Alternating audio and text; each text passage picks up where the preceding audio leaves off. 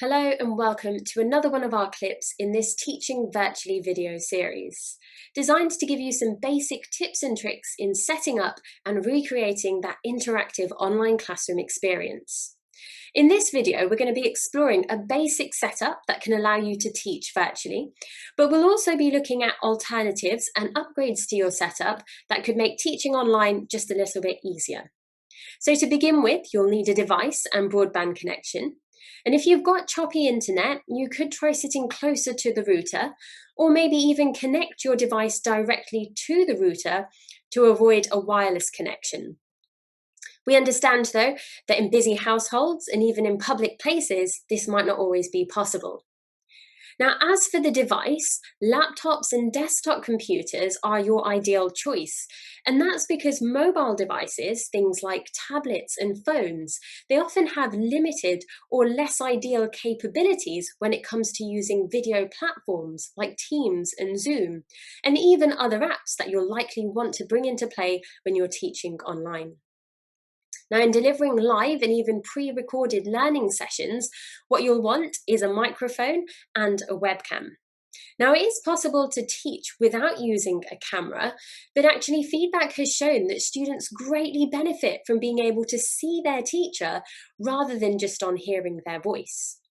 But not all laptops and computers have inbuilt webcams and microphones. You can usually do a quick visual check. So on a laptop, look at the top of your screen, and in the bezel is where you'll usually find the webcam or the microphone.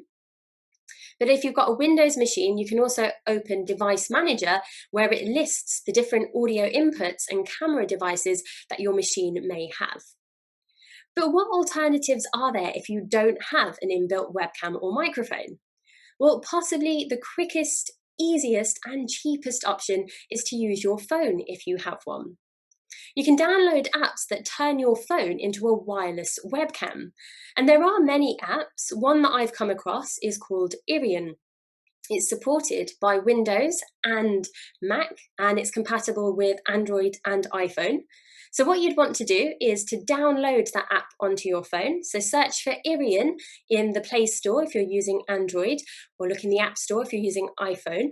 And then you also want to download the relevant compatible file on your computer or laptop by visiting irion.com.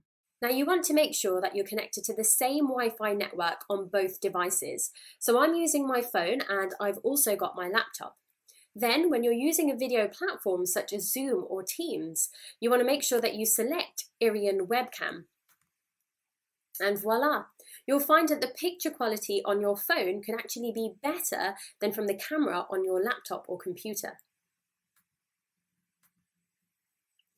Now, a second option is to purchase a webcam, and many webcams come with inbuilt microphones, which means that they can serve both purposes. Again, you want to make sure that you select in your video options the camera that you want to use. So here's my webcam, and if you want to use the microphone built into your webcam and even the microphone built into your phone, then all you need to do is go to the audio settings and make sure that you select the right microphone that you want to use. Now, if all that you're lacking is a microphone, then you can purchase a plug-in USB microphone. You'll find relatively cheap ones, and there are some more savvy and expensive microphones out there, and that's because there are people that are looking for better audio quality. It's not necessary for all of us, so we would recommend using the microphone built into your phone or even your webcam. So now that you've got a screen, hopefully a camera and a microphone set up, you're ready to go. But there are a few additional bits that could come in handy. Connecting a second screen or monitor can allow you to set up your display to show multiple apps and files at the same time. Connect your second screen and in the display settings, select Extend Screen, and you can increase your display area and move additional apps or files across.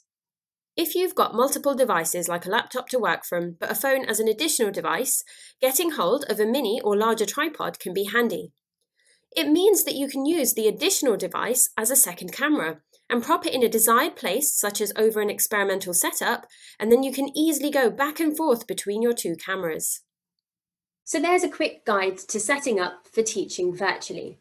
You'll find more information on optimizing your display, using video platforms and their features, and making use of a second device in other videos as part of our Teaching Virtually video series.